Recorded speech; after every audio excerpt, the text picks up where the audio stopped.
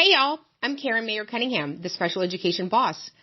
If you've ever felt confused, overwhelmed, or just plain frustrated at the 504 IEP table, you are in the right place.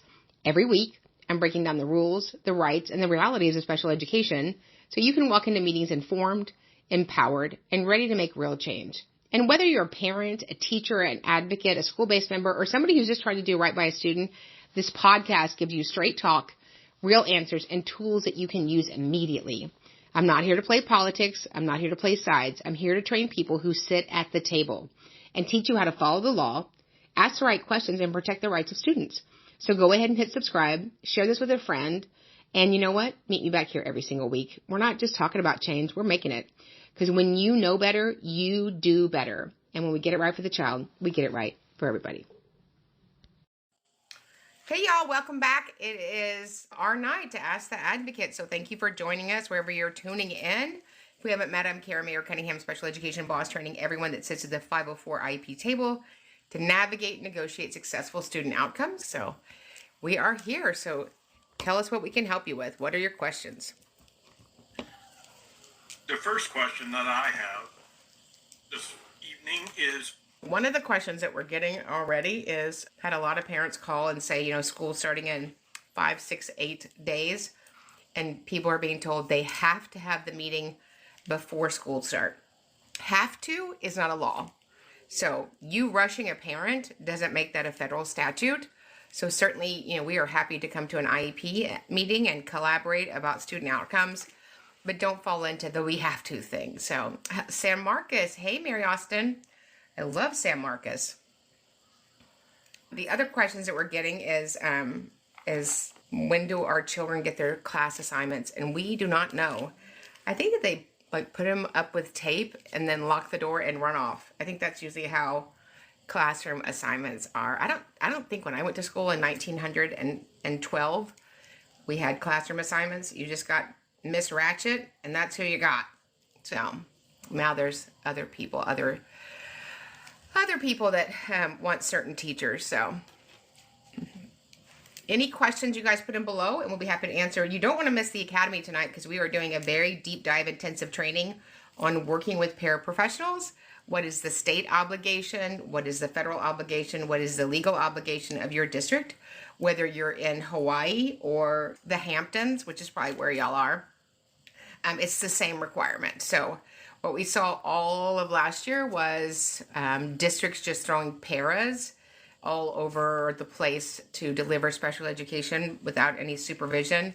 And we're going to really tease that out for you tonight with guidance from the Office of Special Education Programs, federal laws, federal statutes, so that you'll have them when you go into your next situation. And there is not a special educator providing services to your child for their special ed minutes and solely a para or level 1 aid. Okay? Rachel, do you have any questions in your heart that you would like to ask? Yeah, so a lot of people have been asking us about our time on Capitol Hill, and they'd love to hear you kind of just share that and share what we did. Yeah, so this is our third time. It was my third time to go, and we've really got some relationships starting to build. We're working on myself presenting before Congress our concerns as it relates to the Individuals with Disabilities Education Act. 504, and talking about fully funding IDEA. Currently, it's funded at about 11%. The commitment 50 years ago was 40%. And then we certainly additionally want to have some enforcement mechanisms. So we don't want to just keep throwing money at something if we're not going to change the way we're doing it. Last year, $900 billion with a B dollars were spent in education, $18,000 a child, and our outcomes are decreasing instead of increasing. And then we certainly want a mechanism, if a state is going to receive federal funds for children with disabilities, that there's the funds actually get to the teachers, to the general ed teachers, the special ed teachers, the paras, and the students. We find that a lot of the money seems to be staying at the district level, which was not the intention of the federal funding. And we're very excited about working with people on the Hill. all right, here we go. We're starting to get a few questions in. If there is no special ed teacher, can 2 permanent substitute teachers teach the class? So, it depends on the qualifications of that substitute, right? You might have hired a substitute teacher who is a certified teacher or a certified special educator, in those situations, then they certainly can fulfill that duty. But as it relates to special education, there's never been an exemption, an exception, or a pass in the duties, obligations, and responsibilities of a district to deliver FAPE to those students. So it's very important that when you have an adult in a classroom, that you get the adult's full legal name and that you say to the school, is this adult a certified general ed teacher in Wisconsin? Is this adult a certified special education teacher in Wisconsin or wherever you are? And the answers are really clear. And so the answer is either yes or no. And so if the answer is yes, awesome, we have delivered the IEP. And if the answer is no, we are denying the IEP. What do I do if a teacher keeps sending a student to CDC instead of following the IEP and supporting? Well, so then you need to call a review IEP meeting. I mean, we don't just, kids are not, disposable. If what we're doing day in and day out, then we need to make sure that we make adjustments so that it works for everybody.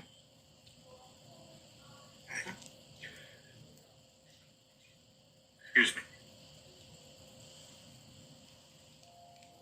So someone asked about, is there a law for secondary self-contained student-to-teacher parent ratio?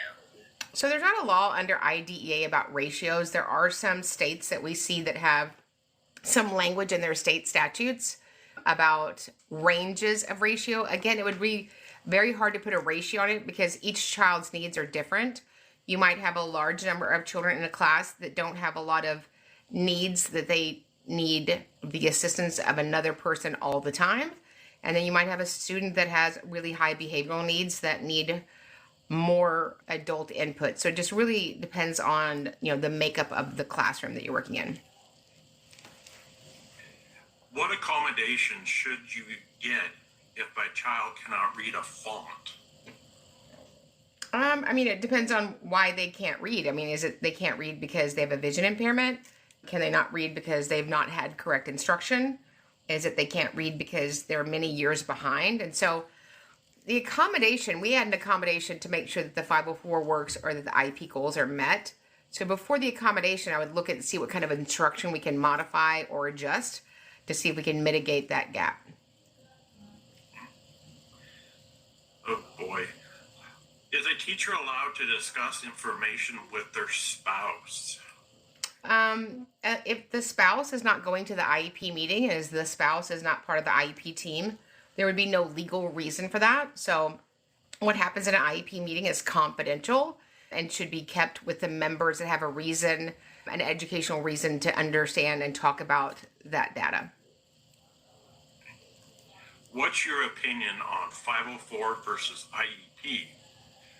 Should I push for IEP and not just 504?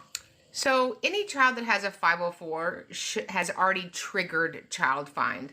And so child find in the federal statute 300.111 says that the LEA, the local education agency, has an obligation, duty, and responsibility to ILE, identify, locate, and evaluate children with suspected disabilities who may be in need of special education and related services. So we don't even suspect a disability at the level of a 504. We already know they have a disability. So that should legally already have triggered a full evaluation.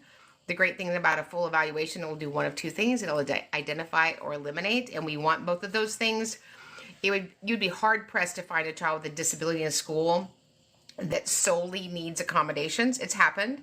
It certainly happens, but I think too often we push parents towards a 504, and it doesn't really give them the supports that what they need. My daughter's IEP was not met last year due to them not following it correctly. Should I keep it?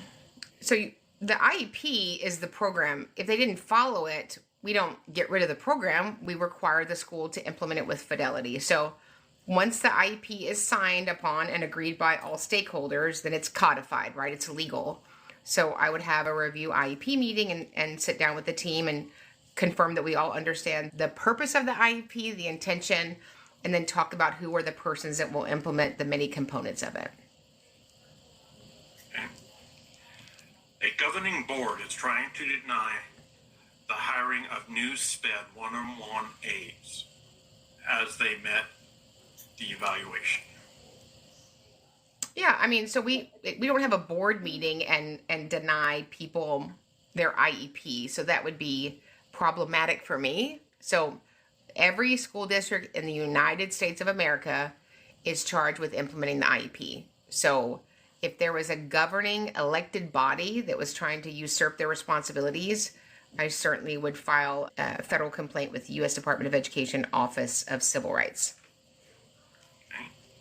A parent is requesting the raw data in addition to the summarized data in progress reports. Your thoughts? I mean, I would provide that to them, right? So we have the summary, right, that we post up into whatever software that we use. And sometimes it's comprehensive and sometimes it's vague. But remember, anything that you work on, write on, maintain in the usage of your job being a teacher as it relates to the student, that educational record belongs to the parent. It doesn't belong to the school. So I assume that we have some document that we're writing, weekly when we work on the IEP goals, and then you'll take all of that and put that into the software. But they're certainly entitled to that. My child has been placed in general education, but he is nonverbal. He can't have an aid or accessible device or ACC device. Well, I would say who said he can't. If he has a deficit, a known deficit, and then we have ways to mitigate that with special education and or related services, he would be certainly due an assistive technology evaluation in the area of communication. And if general ed is the right setting for him, great. But we need to make sure that we have the right supports in there and that we're not violating LRE. But when you say the school won't provide it, I would certainly get the school won't provide that and a prior written notice. So this is what I would say. Dear school, since you are choosing to deny my son XYZ, put that whatever is in there, an evaluation, a support, a service, a device. Since you are choosing to deny my son a device, please provide that denial to me in a prior written notice by close of business. How to advocate for my child to be in special ed room, not gen ed, due to safety concerns. Yeah, so I mean, we make decisions on one 4-letter word in special ed, just one, data. So 2 phrases that I always teach everybody that I train. What does the law say and what does the data show? Write that down if you're taking notes. What does the law say? And good news, the law is linear and we need to all have a copy of the law. Here's the law, in case y'all don't have it. This is the law, or you can go to ecfr.gov and you could print out the federal code. It's about 249 pages. This book is on our bookshelf if you go to specialeducationacademy.com, or it's in the link tree above. But this is the law, and we have to follow it. And we need to make sure that everybody working with kids is following it. A follow-up to that, the school just won't provide it. Okay. Again, I would ask for that denial in writing, right? So a school is obligated to give you a prior written notice should they choose to implement something or choose to deny something. So it's their legal obligation to provide that to you in writing, and then you will know what to do moving forward. So then you would think about, what are my next steps? Am I going to get representation? Am I going to do a state complaint? Am I going to request a mediation? But you need to have whatever's occurring or not occurring in a legal document. That's called a prior written notice. Kiddo is receiving tier 3. Is there a hard rule for how many data points needed to bring up for special education? The thing with RTI and tiered intervention, it was just meant to be used for a minute. It was never meant to be used for weeks and weeks and weeks and months and years. And so certainly it sounds like you've already triggered child fine. I would write an email to the school. Dear school, this is my formal request for my child, Billy Smith, to have special education testing. Areas of suspected disability are, and I wouldn't say a disability name, I would talk about the characteristics: attention, learning, completion, communication needs. We look forward to coming in and signing notice and consent. So you want to make sure that you're doing everything in writing. I just got off the phone with a new client, and the principal came out last year and was talking about out-of-district placement in the car rider line. And I know that you love your school district. I loved my school district. I love school districts. But we don't have conversations in Aldi's We don't have conversations at church. We don't have conversations at the volleyball game. We don't have conversations in the pickup line about the legal needs of children with disabilities. We've got to do those in a convened meeting and in writing. If a child masters the state test, do you think they would qualify to move to a resource class? The state test is, the state test. I don't care about the state test. I don't care if you mastered it, if you wadded it up and threw it in the trash can. We have to look at the totality of data points.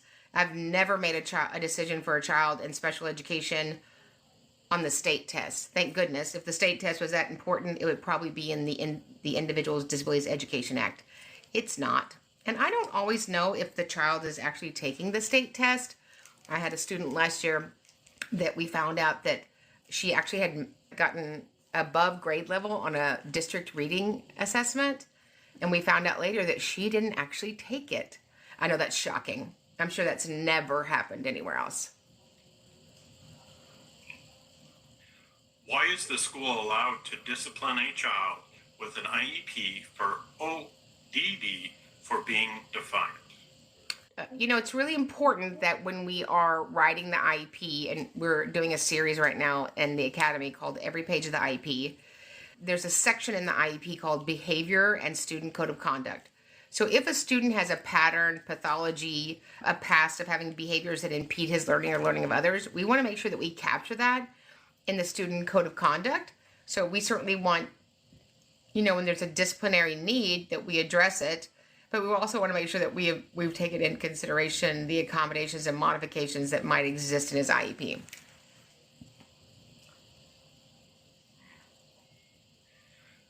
My child was homebound for 4 weeks of the last school year. Didn't hear anything, and now starting 7th. Yeah, so do you have current homebound orders? Usually at December and at the end of the school year, we will get updated homebound orders. So I would just reach out to the school and say, are the orders current? Do we need a new letter from our doctor? And possibly schedule a review IEP meeting to make sure that we're all on the same page. A student elopes. Can they be in gen ed or in special education? So elopement is a behavior.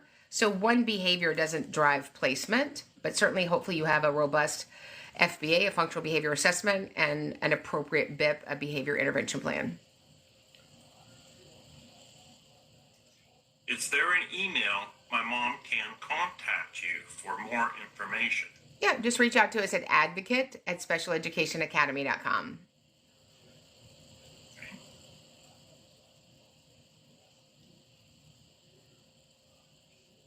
My daughter is unpredictable and has eloped from school property by trying to push into general education. That was continuing. Yeah.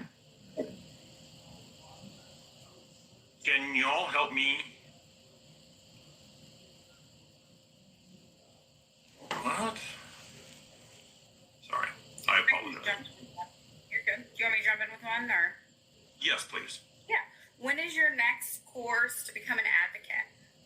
So we always have our course to become an advocate. So our 2-day intensive on demand is actually half price for the month of July 2025. So if that's something you're interested in, avail yourself of that. So that'll be through the 31st. We don't have an in-person one scheduled yet, but we will get those scheduled out in the fall. We do a few a year, about 3 or 4 live virtuals, but at any time you can take the on demand.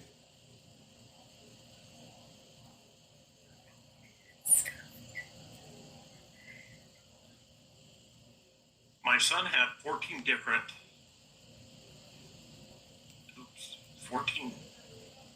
8 support in less than 3 weeks. That caused him more anxiety and more bad behavior. bad behavior, yeah. Yeah, I would imagine that. I would just, reach out to the school this year and ask if we can have some continuity in his support staff. That's not what the braille display said. All right. Should parents sign code of conduct contract when child can't follow all listed rules? I don't have children sign contracts. It's against the law, actually, for kids to sign contracts. You know why? They're minors. So I really don't have a child sign a contract that's a minor with a disability. Can't go out and sign a contract to rent an apartment, can't go out and buy a car. So I'm not really sure why we have children signing contracts in the school. What can I do if things were added in my child's IEP that was not discussed in the meeting? Yeah, I would reach out to the district and say, this must be a clerical error. There are additional components in the IEP that weren't discussed in our meeting. Do we need to convene to rectify that? Do you think a student with dyslexia without an evaluation for this, without evaluation for dyslexia? So, I mean, the district could just accept the child knowing that there are exceptionalities or differences. I certainly would never ask for a dyslexia evaluation. I love y'all, but I don't like the word dyslexia. So there are 9 specific learning disabilities and 4 of them are reading. You'd be hard pressed to find a child that just had one SLD. So I would ask for a full evaluation to include cognitive and all 7 Gs. And then that would give us a more robust evaluation. Also, it's very common for children that have dyslexia. They also have a form of ADHD, often inattentive. So you want to make sure that we're doing full evaluations, not just in silos. My son is in a class where a student with an IEP is impeding the classroom learning. How can I something? Yeah, what has to happen first is there has to be safety, right?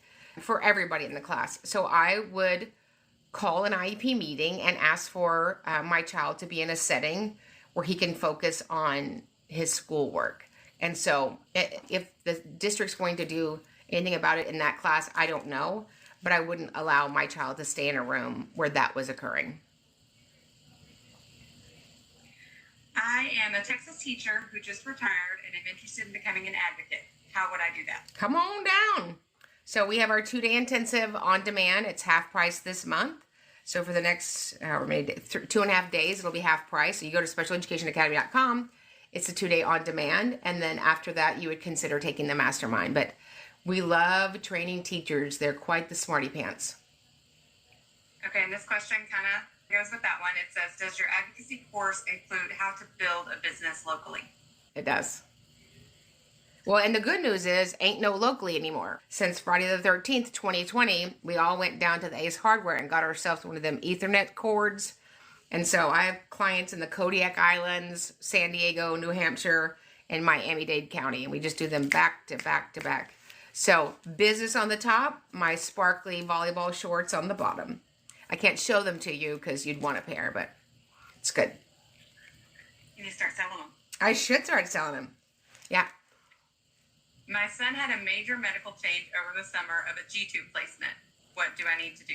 So certainly you want to make sure that you have an IHP, an individualized health care plan, and that we all understand its purpose, what it's used for. Is it for the totality of his intake of fluids and food? Is it for medicine? Is it for both? Is it something you just use at home or it's used during the day? Just make sure that it's all clear with the campus before you start school. Okay, 5th through 8th grade AS instruction, levels K through 6, district stated to see if there's any curriculum left over to access. I've pushed for 2 years and nothing. How do I approach this? I can't change the leadership where you work. If your principal won't do it, it probably won't get done. But I've never heard of leftover curriculum. That sounds like something from Thanksgiving. All districts have access to countless curriculum. It's part of their requirement for being districts. What do you recommend SLPs improve upon in an IEP? Example, detailed class, goal writing, service schedule of service. So I love SLPs. They write the best goals. They write the most objectives. Sometimes there is great stuff that's happening during speech, but we're not having GMF. We're not having generalization, maintenance, and fluency. So really being able to hand off that great skill that you've taught, then we're still working on repeating it in the general ed class. How can I ensure teachers are trained and familiar with my son's IEP and FIP by first date? I would go to their house with a covered dish, maybe some angel food cake, and sit down in their living room and go over your IEP. Because the truth is, my love, we do not do a good job for our teachers in supporting them. Amazing teachers go back to school a week early to get their class ready and all these things. We email teacher bundles to teachers. Usually it's only their core classes. So what I recommend is called a Zac Pack. And so I would get a 4x6 picture of my amazing cherub, and I would make a one sheet for him. What's good, what he needs to work on, who's the best parent or guardian or surrogate parent to reach out to, what's the best way to reach out to them. And then I would attach a full, complete printed copy of his IEP and ask if there's any questions. And I would provide that to every person in this campus who will be providing him an educational product. What is Homebound and what is it for? So Homebound is a service that's available to any student, general ed 504 or special education, that they are in a season that going to school would not be appropriate. And it's driven off of an initial directive from a medical doctor providing a note explaining why that needs to be a consideration for the student at the time. High school special ed teacher is asking us to willingly give up the one-to-one aid. Can we write in the IEP to get the aid back? Well, I don't know why somebody would ask you to give up something willingly. So it's not about giving it up or keeping it or not keeping it. The question is, what does the law say? What does the data show? Does the student need the aid right now? And the answer is either yes or no. But when somebody's trying to talk me out of giving up part of my IEP, this is not like a ham sandwich that we're sharing with other people. This is my child's individualized education program. And that program sets them up for destiny or destruction. And so if we don't just take out components of it. Can IEP students with math goals have their support class with MTSS Tier 3? It's the only option. Says who? MTSS is not special education, so it's going to be a... You know what I would say to that if somebody told me that? What? It's going to be a no for me. It's amazing how things are the only option until you come in with representation. And lo and behold, just kidding, that's not true. So this must be in a response to one of our earlier questions. It says, does that mean that my son should not start school on the first day because there's not an IEP in place? So there's an IEP in place. I just don't know and have never experienced that every single teacher has a full copy of it.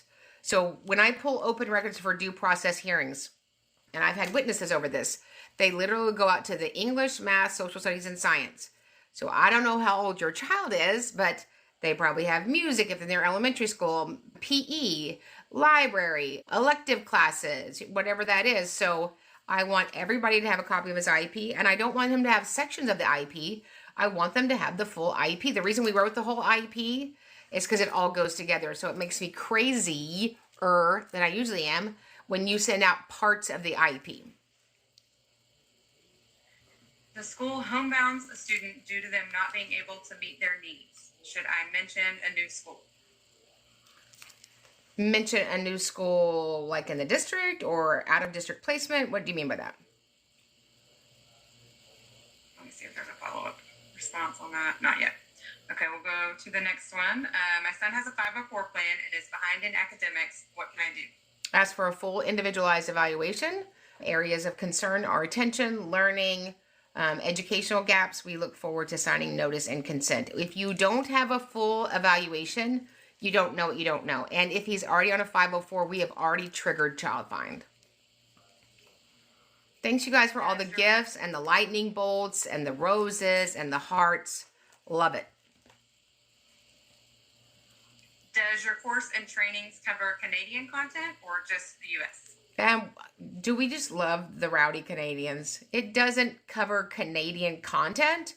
However, we have clients all over the globe because our clients move for business. And so I don't know what the specific laws are in Canada, but certainly in IEP special ed, It's the same sort of support, whether I've got a client in Papua New Guinea, in Japan, in Germany. We're providing them additional support to mitigate the barrier of that disability. And then we talk about the best way to develop that wherever they are in school, whether it's literal hands-on support, accommodations, supplementary aids, those sorts of things. What is your opinion on virtual speech services being provided by the school district for students?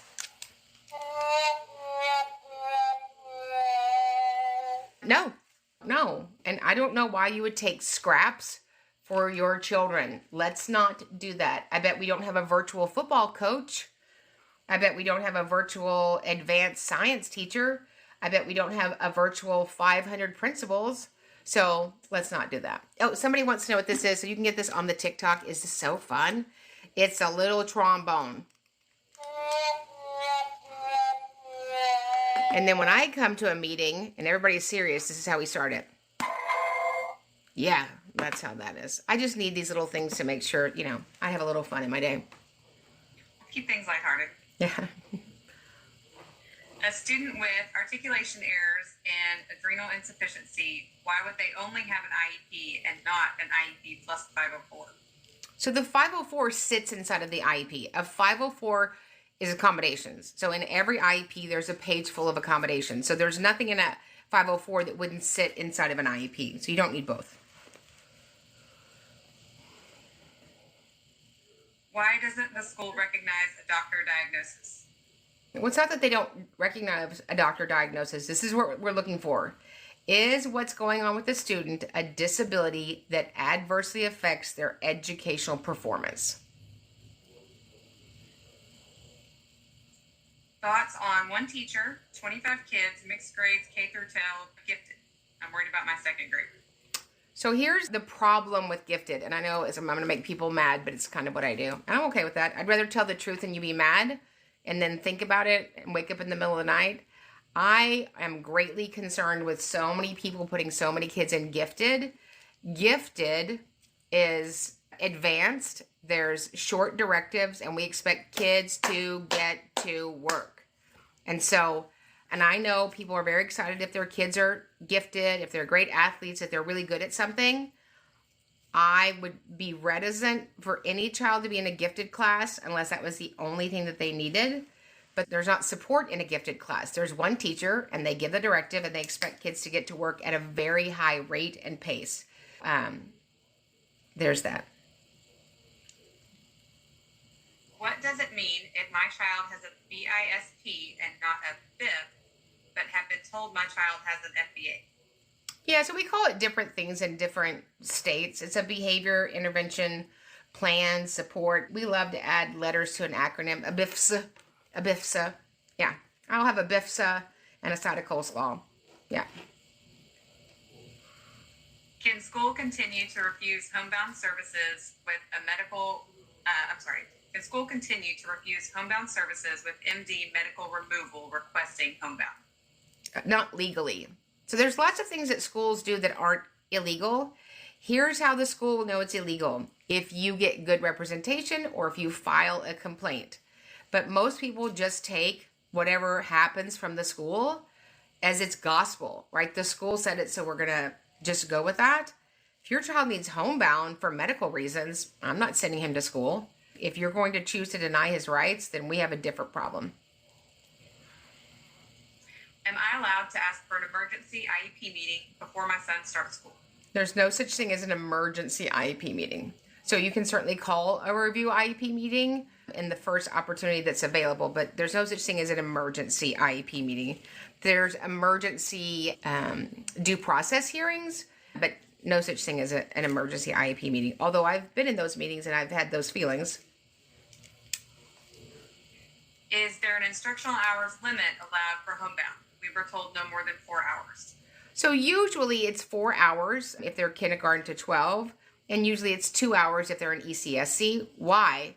Because we already have a doctor's note that they can't come to school. So I don't want to exacerbate the acuity of their medical condition by making them do a lot of work while they're home. I do have one kiddo, though, that has 5 hours a week because he is gifted and brilliant and can tolerate an additional hour. How do I ensure my student gets their one-to-one aid that's written in their IEP? Yeah, I would just say, can you give me the full name of their one-to-one aide? I can't wait to meet them. Is there a certain time to get a child tested for services when a parent fills out a child fine form? Yeah, so, I mean, you want to make sure that you are staying on... Frame. Yeah, so... Like the time frame. Yeah, it sounds like if they gave you a form, there's some sort of communication and action, but you also don't want to let that drag out. So once you ask for formal testing in writing, they have 15 calendar days to respond if they're going to grant it or deny it. And sometimes it's a little slow as we get out the parent packet, but as soon as I sign notice and consent, I'm going to ask what is the due date for that. What are your thoughts on service animals at school? Anxiety, I've had mixed opinions while researching for my child. So I have only had one child that I've served in almost 29 years with a service dog at school. They didn't allow it in the great state of Texas. Shocking, which is where I live. But she moved to the number one state for special ed, which is Arizona. And she was allowed to take her service dog. And she had a condition called dysautonomia, which is a severe cardiac condition that really is debilitating. And it was amazing for her. And they even let the dog be in her senior picture without giving her any pushback, where she got a mountain of pushback in Houston. I won't tell you what school district, Humble. And yeah, so hashtag crushing it. Yeah. That's neat. My daughter has an IEP and I can't get her school to get her OT in school. What do I do? So to get a service, you have to have an evaluation. So first you ask for the evaluation, occupational therapy. Do you want occupational therapy and fine motor? Do you want occupational therapy and sensory? And then sign that notice and consent. When the evaluation comes back, we look at those results. If we agree with them, then we agree with them. If we disagree with the evaluation, you can also always ask for an IEE. First year SPED teacher, do you have any advice? Yes. Thank you, thank you, thank you, thank you, thank you. And focus on your kiddo, right? It's not even remember your why, it's remember your who. Your who is those kids' lives that all teachers change kids' lives. I'm sorry that they charge you money to wear jeans. I would just wear jeans under my clothes every day and then chuckle to yourself. But it's about those great kiddos. So thank you for serving our kids. What can I do if the school wants to place my autistic son in general education, but I don't agree? So schools don't place children. The IEP committee makes decisions. So if you believe there's something that's not right in the IEP, then call a meeting and provide data that supports your position. All decisions have to be supported by data. What is data, Karen? Data is something I can graph, print out, make a copy, and screen share. Not feelings, not opinions, but show me the data that supports that decision that you're recommending. The school dropped my son from speech because they said he speaks in a robotic tone due to his autism. What can I do? So you got into speech, and we're going to get out of speech the same way. You don't just drop them from services.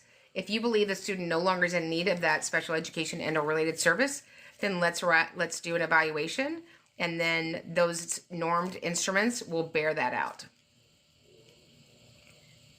How do you feel about 3 MDR meetings and 15 suspensions in 1 month? I feel like that you probably need representation to stop the goofiness. My autistic son was just diagnosed with ADHD. Do I need an IEP meeting for that to be added to the IEP? Yeah, so we don't just add stuff. There has to be an educational evaluation. So certainly you no longer have a suspected disability, you have a known disability. So again, that triggers child fine. So I'd send an email. My son is diagnosed with autism, and we are requesting a formal special education evaluation and all related services. We look forward to coming in and signing notice and consent. Is it legal for a school not to offer resource? They only have inclusion, mainstream, or self-contained. It's illegal. So that's 300.115 in the federal code. 300.115 in the federal code. So we don't take out part of the federal code. 300.115. Yeah. I don't know why you would think that you could take out the federal law, because we can't do that. So if you need a copy of the federal law, you can go to ECFR, which stands for Electronic What does the C always stand for? Code of Federal Regulations. Yeah, but it's a legal requirement. It has been for 50 years.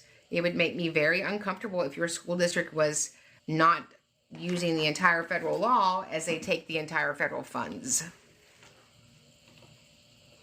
Can a school refuse a reduced school day if they have a doctor's note that states the student needs it? So a reduced day really isn't a thing.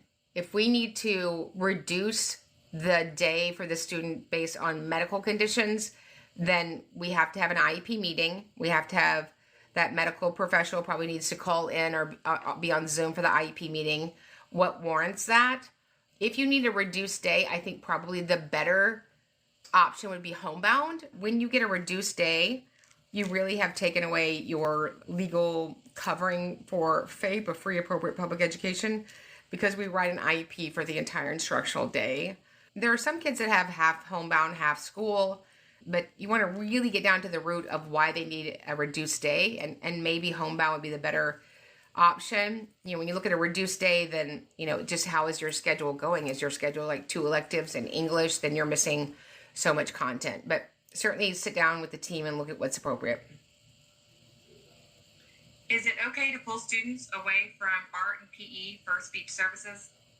So they have to receive the service, the related service or the instructional service at some time. And we're always trying to avoid core content. So there will be times that they might miss an elective. I signed the form to receive OT evaluation over a year ago, and they said they did an evaluation, but nothing's happened. What can I do? I would like to get a copy of the evaluation that you did. So if we did an evaluation by law, we have to have a meeting about that evaluation. What is child fine? Child fine is the basis of special education law, IDEA. It's 300.111, and it says, we, the school district, it's in this book, has an obligation, a duty, a responsibility to ILE, identify, locate, and evaluate children with suspected disabilities who may be in need of special education and related services. Parent filed a civil complaint and was told she can't bring an advocate to the mediation. Is this true? It sounds like somebody's pants are on fire. She can't is not a thing. So parents are allowed to bring whoever they want to bring. That's their legal right, just like schools are allowed to bring whoever they want. But unless she signs some goofy settlement, but there's no not bringing that. We just had, never mind. Yeah. Schools offer you all sorts of shenanigans and people sign off on it. It's not lost on me how much they try to control parents sometimes. Can a school keep a special education student from graduating if they do not pass the STAR test? Oh, sweetie. If you didn't graduate because you didn't pass the STAR test, we'd have a lot of 30-year-olds in 12th grade with a full beard. Isn't that, we just make stuff up. Really? A lot of seniors didn't pass the state test. That's amazing.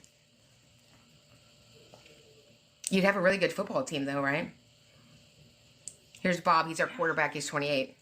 He's doing great things. When somebody tells you something, y'all listen to me. If somebody tells you that something is a thing, a law requirement, say this.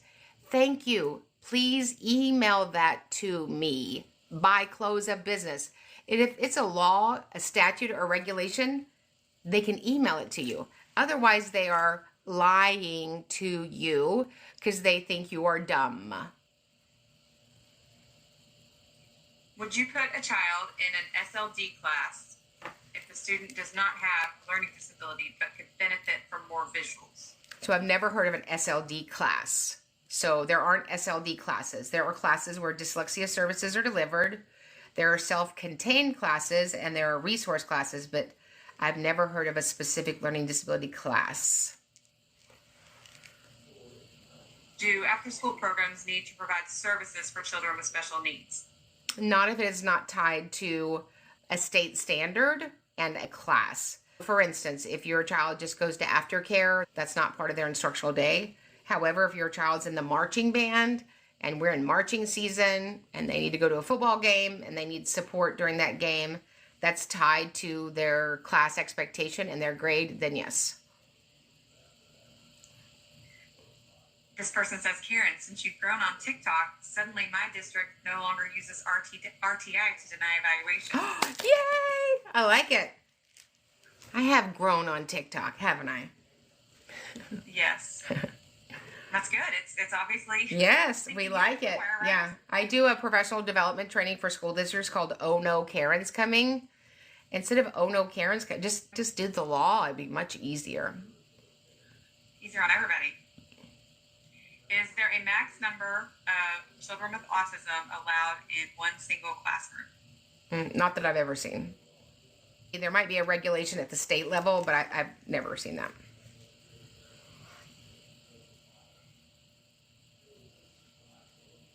Sorry, my questions moved on me.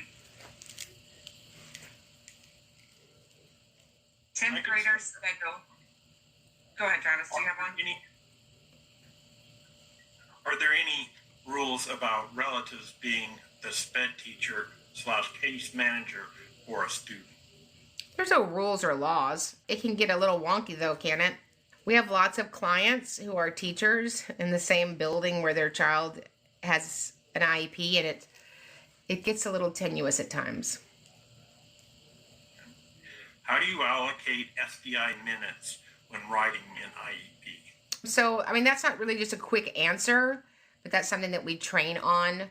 Everything that exists in the present levels, robust present levels of academic achievement and functional performance, and your present levels should be pristine, prescriptive, and puffy, will drive the level of need and the amount of time that we believe it will take for him to make appropriate gains on the IEP goals that we wrote. With the Texas phone ban, how does it affect special ed kids, and what do they need? Yeah, so there's, I think, 4 exceptions to that. So the rule is Texas House Bill 1481, and we're going to be doing a training on that. But certainly if you already have an IEP or a 504 that quantifies that you need assistive technology, whether it's a Dexcom or access to a cell phone, for instance, Travis is using his phone right now for Braille, we're certainly not going to take them away. The intention of the Texas phone ban was that so teachers could get back to teaching instead of arguing with kids and they had their phone out all day and they were using their phone for AI and Panera Bread, all those things. So I think it's amazing, and hopefully it'll put some more learning back in the classroom and help those kiddos. But certainly if it's in your IEP that you have a need for that assistive technology, it's going to be in your assistive technology supplement. It'll be in your accommodations. It might be in your autism supplement. It might be in your IHP, your individualized healthcare plan. Just make sure that that's captured and everybody knows when you need the technology and what it's for. Can my son's RBT be denied in pre-K? Yep. And RBT is not part of an IEP. If you have an RBT at your school, that's awesome, but they're not due one necessarily from private. You have to remember that people that go into schools work there. They're vendors there. They've signed a contract.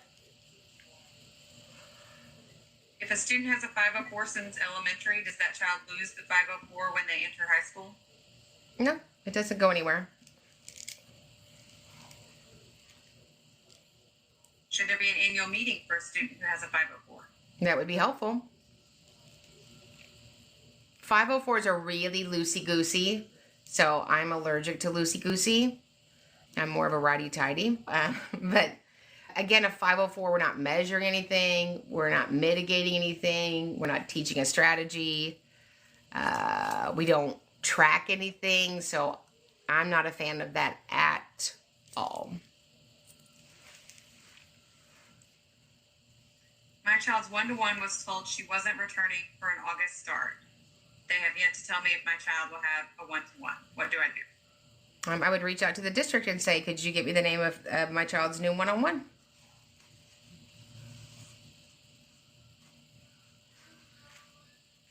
My 10th grader's schedule and teachers will change 1 to 2 weeks after school starts. Student has an IEP and a FIT. What can we do? I mean, I don't, why they're telling you that their schedule is going to change in 2 weeks. I would probably need a little more information around that.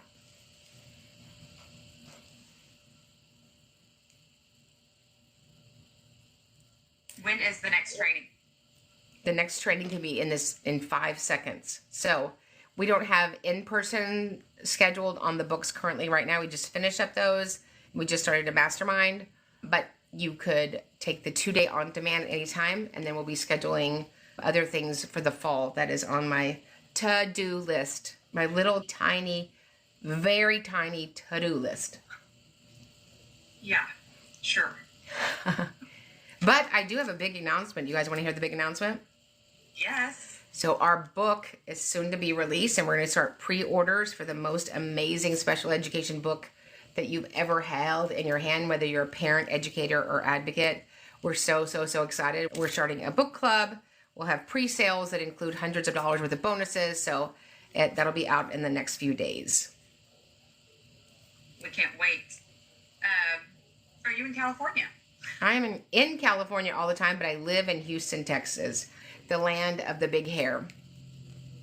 I used to live in California. I used to live, wait for it, in Canoga Park. It's not quite Beverly Hills, but that was 172 years ago when I was going to be a famous celebrity. And now look at me. The acting didn't work out. Yeah, I'm so glad that I'm not still living in Los Angeles. Whew.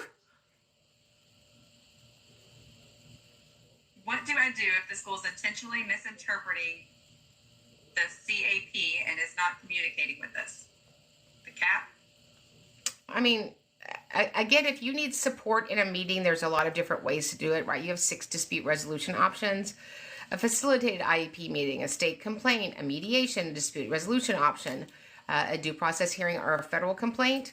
I do find almost always, not always, but almost always, there's somebody that I could get on the phone in the district that would be willing to listen to the acuity of my concerns. When that's not an option, then you're going to have to file. Someone said you are a famous advocate. Oh, thank you.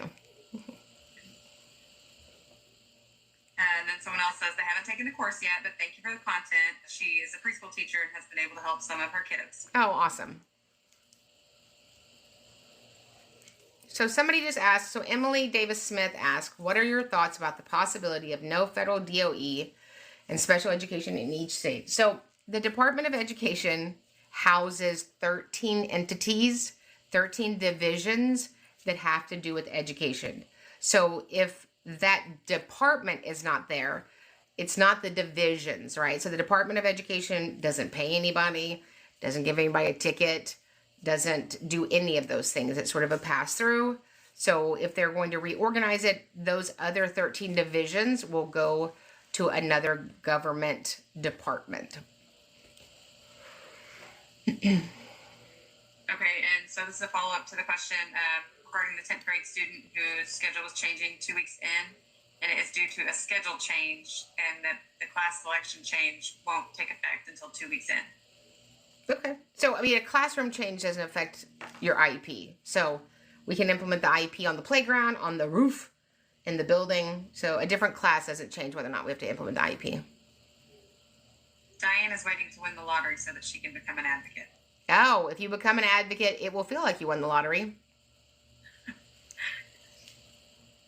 How do I decide between school, kindergarten, or ABA? They're two completely different things. I would highly recommend that you consider school. I love ABA, but the intention of it is for a moment. And I find that my clients spend way too much time with their kids in ABA, and it becomes often a hindrance. ABA cannot be replicated in a public school. It's one-on-one. We're reinforcing a kiddo. But if you have a child that has really profound behaviors that are the primacy focus of what you need to work on right now, then certainly consider ABA. My lipstick is Buxom, and the color's called Mover. I have 17,000 of them in my bathroom. I can't take you to my bathroom, but it's a Buxom, and it's a Mover. Isn't that a good name? That's such a good name for me, right? I like to mover. Yeah. If you don't have good lipstick, I don't know what you're doing in an IEP meeting. Do you feel that your visit to DC was successful? Oh my gosh, it was so successful. Yeah, we have really good people at the federal level. We met with people from Missouri and all of the states, New Hampshire, Texas, Florida. Where else, kids? I can't remember all the places that we met, but this is our third trip, and we're going to keep going because we've had other allegedly agencies, some over 100 years, they're supposed to be advocating for us. I'm just going to tell you this lovingly. I can't tell. So we need to bring about change. I believe Special Education Academy has the largest voice, and we hear the most from people, real people on the ground, parents, teachers. We get hundreds of messages daily. And so we want to take the concerns of the parents, the educators, and advocates to the federal level so that we can get real conversation about what needs to happen. Part of the problem, and when I say part, it rhymes with most, of the problem is that money goes to school districts, and then that school district can decide what they do with it. If that money ever gets to a teacher or a special ed teacher or a para, I don't know. Sometimes it's hard to tell. What are your thoughts on a student that has an IEP for phonological processing being retained in kindergarten? She will be 7. So phonological processing is not an eligibility. Retention is an administration issue. It's not an IEP issue. So I would make sure that the paperwork is right, that we've captured the correct eligibilities. And then what do we think the expectation from the retention will be? Make sure that you've kind of quantified that with the team. If my child is diagnosed with ADHD and dyslexia and we're starting a new school, should I ask them for a full evaluation? If you haven't had the evaluation, absolutely, you need the educational evaluation. Make sure that you ask for evaluation in all 8 areas. So I'm a teacher and an advocate keeps talking bad about us on their page. What can we do? Oh, pray for them. Yeah. Or send them, call and leave a message and do this. I can't change that people don't have skills.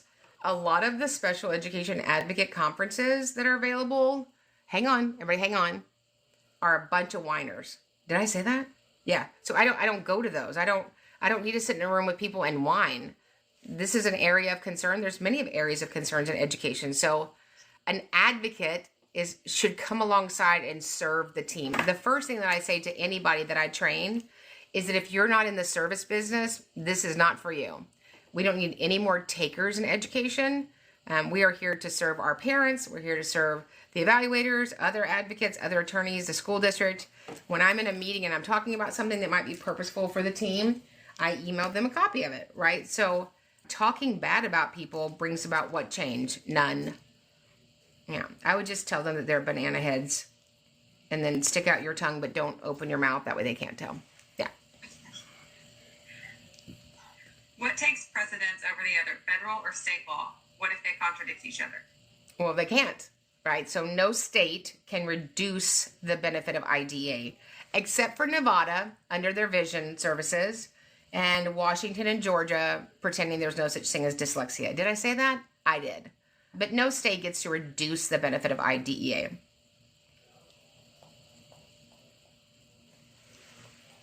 I switched my child's school. The old school's evaluation is unreliable. Can I request the new school do an evaluation? Yeah, I wouldn't use that language to get a new evaluation. I would just say it's been over a year and we'd like to have a new evaluation because we believe there's new areas of concerns.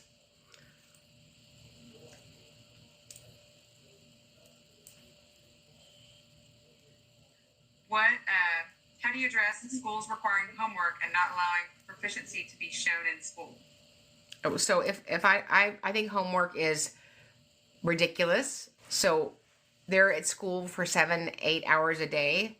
There's no data to support anything ever that children coming home doing homework has any long-term benefit. If I have a child with an IEP and I believe the homework's beneficial, then great. If I believe that it's punitive to that child and the parent and the war that it creates, then I will have the parent put a note, homework attempted, this is what we completed. But kids should be able to go home like my mamaw said during Watergate and let the stink blow off them. Just let kids be kids. Come on, people. We're going till midnight, Shannon. That's how we're going till midnight. Shannon asked how long we're taking questions. We will take 3 more questions, Shannon. If there are no new changes to my child's IEP, am I required to sign it? If there's no new changes to the IEP, are you required to sign it? If you attended an IEP meeting, listen to me. I'm not right about a lot of things. I'm right about this. Sign the stinking IEP. Whether you agree, disagree, kind of agree, and then capture your position. I don't know why people tell people, don't sign the IEP. You know what that looks like to a fact finder, a hearing officer, a two-tier appellate judge, the U.S. Supreme Court? It looks like you weren't participating in the meeting. So let's not do that.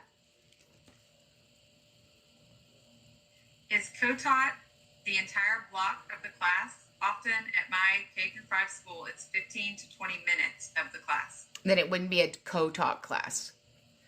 It would be called a little bit of sprinkle class. Co-taught means that the teacher of record and the special educator are there for the entire block. Co-taught. I requested a full psychoeducational evaluation for a 3-year-old and just got a denial. What can I do? No, I would make sure that you got the denial in writing and that it meets all 7 criteria for a prior written notice. And then somebody just said, I'm just going to jump in and answer one more question illegally. Self-contained kindergarten class versus full-time ABA. I mean, I don't know what the self-contained kindergarten class is. ABA does not provide instruction in English, math, science, social studies. They don't work on any academics. So anyway, great to be back. Missed you guys last night. I was really cute last night, but I just sat here all dressed up with nobody to take me on a date. So remember, we get it right for the child. We get it right for anybody. You have 2.5 days left to get special education 2-day intensive at half price at specialeducationacademy.com. Join us by downloading our app, Special Education Academy. We have our own app. You can just drive to the app store. All the parking's free. You go in, you download it, and all of our stuff will come to the palm of your hand. We love you guys. If you need anything, just email us at advocate@specialeducationacademy.com. Remember, when we get it right for the child, we get it right for everybody. We'll see you guys in the next training. Hit subscribe. Share this with a friend. And you know what? Meet me back here every single week. We're not just talking about change. We're making it. Because when you know better, you do better. And when we get it right for the child, we get it right for everybody.